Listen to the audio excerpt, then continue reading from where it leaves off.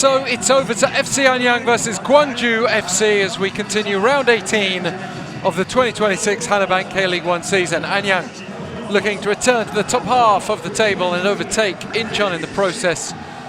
The same Incheon side that they beat last weekend, but which then went on to win against Jeonbuk yesterday.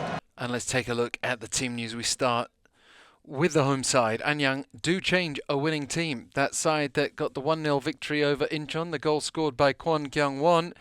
Well, he keeps his place, but they bring in Kim Dong-jin at left back, Moon Sung-woo further up the left flank. And after just 1 goal in 13 and a scoreless appearance at Incheon last weekend, Breno Erculano makes way up front for Kim-un, who has just 1 more goal, 2 in 14. Still no sign of Ayrton, who's joint top scorer with Mateus, who does start in midfield. And now we can get to Gwangju after introducing several new signings last weekend when they've been waiting for that moment.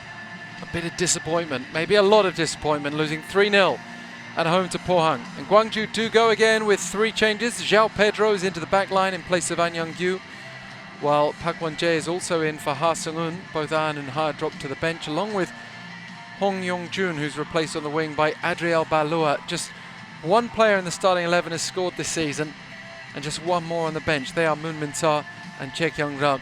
Just nowhere near good enough this season so far. Gwangju, 8 goals scored in 17. This is not going to be an easy challenge for them. Kimcheon home, a little more favourable. Must-win territory, really.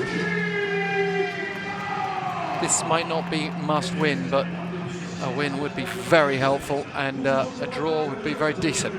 Anyang at Gwangju finished Gwangju 2, Anyang 5. Anyang raced into a 3-goal lead as they almost looked to score in the first 2 minutes of this one. Not going to do it like that, Kim Jong-hyun. They can rally themselves the way they did at 3-0 down while it's still 0-0. That might not be a bad sign. Jung Ji-hoon tries to cut inside. Not a bad idea overall. They need to keep an eye on numbers at the back, but they are showing willingness to go forward in this game. That's a brighter sign than pre-World Cup break, certainly. And there's a good opening. It's just not wide. Van Grunsven, I think, got the last touch. Zhao Pedro saying his shirt was pulled. It's good ball in from Baloa. And I think a number of players are looking for a header. As it drops, Van Grunsven puts a foot out.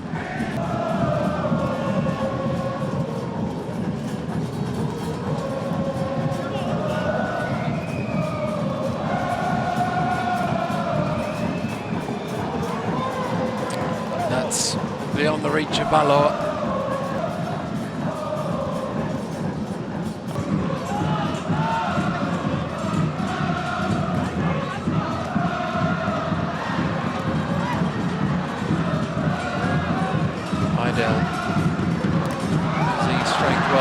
To Jung Ji-hoon, who uses his skill well to get ahead of any marker, and he's just passed it to the keeper in the end. Big openings, not really showing enough at the sharp end, Gwangju.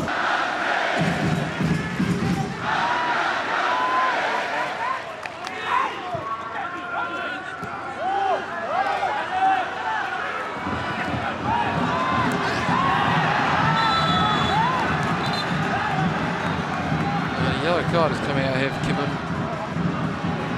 Talked about the referee having his eye on Anyang players. They've been going in with some crunching challenges. Obviously the referee feels he was the one with the last touch. Difficult to tell.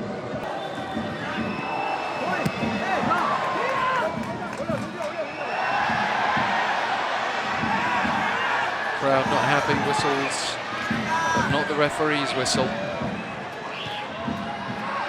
Anyang player down. Looking like he needs some treatment, and the referee has stopped play. It's Lee Tae-hee. Don't know if Idale's done a lot wrong there. Collision and then fall for Itahi. It's Kang Ji-hoon who's going to come on. Mateus. Oh, it's Che Ji-hoon who went down there. Kim Moon with a touch, and then a good save. Moon Sung-woo with a sight of goal. Anyang forcing another stop. And again, it's Moon Sung-woo who goes to collect it. Mateus now. Maybe time for Gwangju to go up the other end. Balua. Giving the ball away.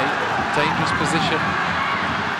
Anyang having bodies forward, but Balua doing well to recover. Quick, sharp intake of breath there as I saw him slide.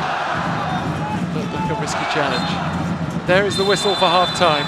It's 0-0. Anyang might feel a bit better about themselves after that late flurry of chances. Gwangju maybe getting a bit of deja vu of how their season's gone, but it was overall a bright half for them. They've had their opportunities.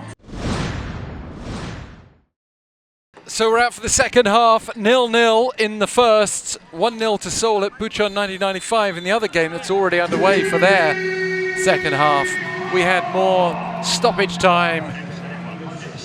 Injury to Itahi forced him off. Kang Ji-hoon on for Anyang.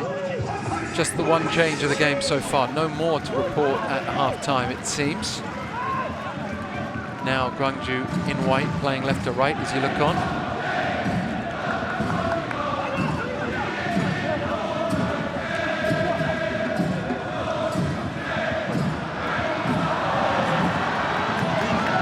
But Anyang, who finished the first half strongly, with a big double chance, looking to break away straight into attack.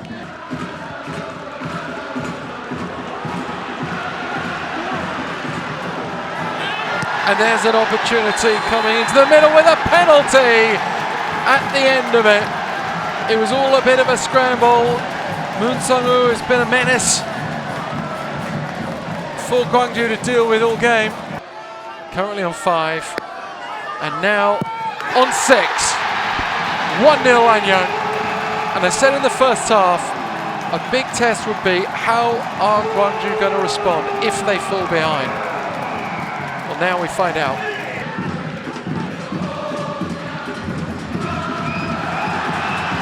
Oh, there's a breakaway that Gwangju don't need. And it's a real miss, I'm afraid, from Anyang's perspective. Che Gwangju. This was the moment that would have been a horror show for João Pedro to look back on, but it is a fair sight better when it ends like this. A happy ending to a horror story for João Pedro. Van Krunsven to João Pedro. It's all the way around the back.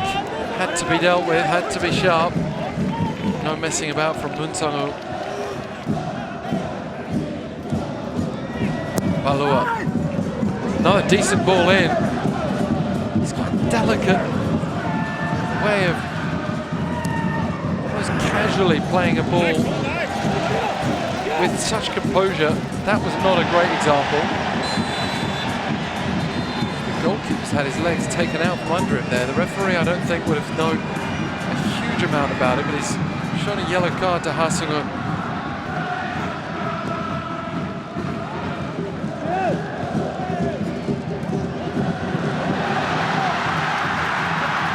And a counter for Anyang. It's Kim Gong. He's gone a long way himself. Out to Mateus on the edge of the box. He's gone down. Kim Jong-hyun with a delivery, comfortably taken in the end by Kim Kyung-min.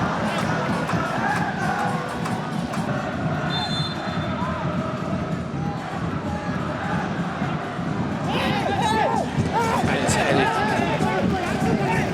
behind Kim Dong-jin.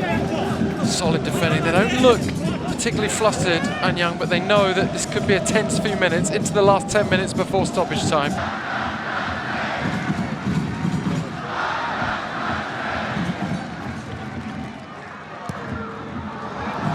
Min-sol runs on to the ball down the left flank, and a lovely ball off the outside of the boot, cleared behind by Kim Dong-jin. Ayodele was that time in the vicinity, but it needed some smart defending, and that's what Anyang had on hand.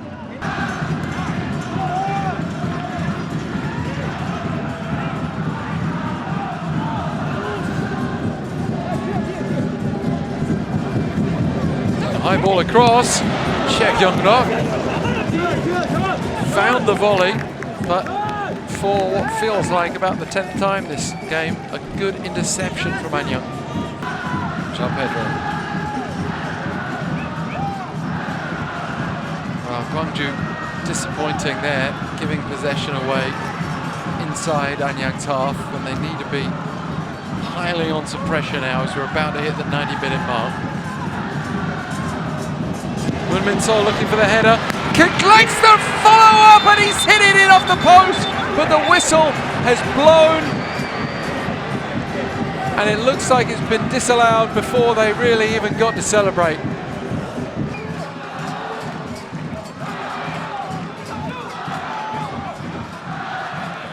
Well, Ayodele is involved in the build-up there.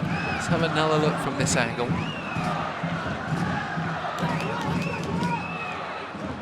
Well, that angle's not going to do it for us. As I said, I just don't think you would give a penalty for that if it was the defender. But the referee knows he's at the home of Anyang here, and that if he overturns his decision to disallow the goal, it's not going to be popular.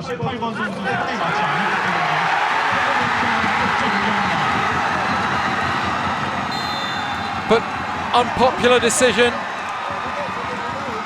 draws a large noise from the away end, and even tears of relief.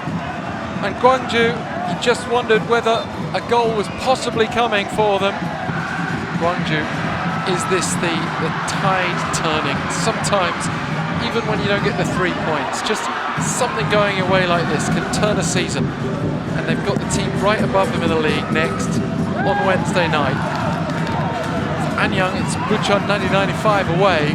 As I said earlier, Anyang have only won once at home this season, and what looked like their second currently no longer on.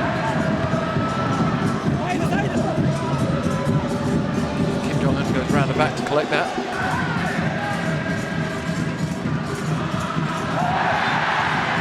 Well, there's an Anyang free kick at a good time for them. Settle things down, get some bodies forward. It'll be interesting to see where they're at psychologically in this game. Obviously very wary of Gwangju committing players forward. Kim Bo-kyung chip this forward. The whistle is blown, very anticlimactic.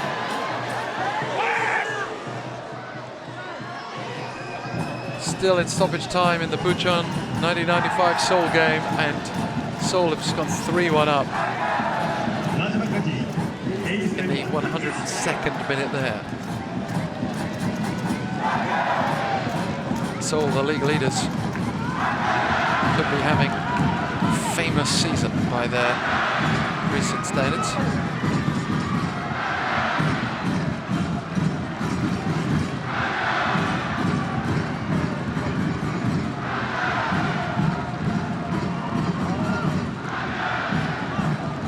Referee was about to blow the final whistle there.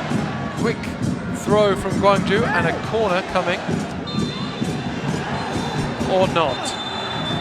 It looks like that's the final whistle before we can get that far. And as I said, I think he was very strongly pointing towards blowing the whistle, signalling with the whistle that it was almost over, and then Gwangju went up the other end. Had they scored then, it would have been interesting. Anyang will certainly feel like it's 2 points dropped, seeing as they had the lead, but Gwangju with a real plucky away performance and showing they are no longer the team that could only muster 8 points in 17. It's 1 point now from today and counting, with a big game coming up against Gimcheon on Wednesday night.